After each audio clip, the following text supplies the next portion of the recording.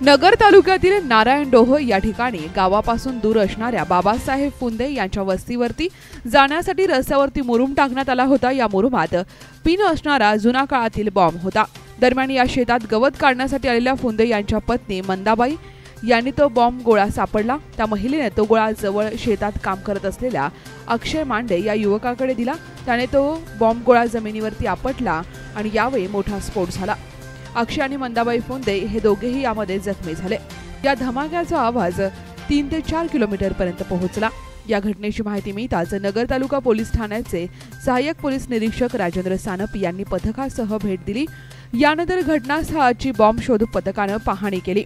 या गावच्या परिसरात अजून काही बॉम्ब आहेत का याची तपासणी बॉम्ब शोधक पथकाने केली आहे। मात्र इतर ठिकाणी बॉम्ब आढळून आलेला नाहीये। Bureau report, news today 24, Ahmednagar.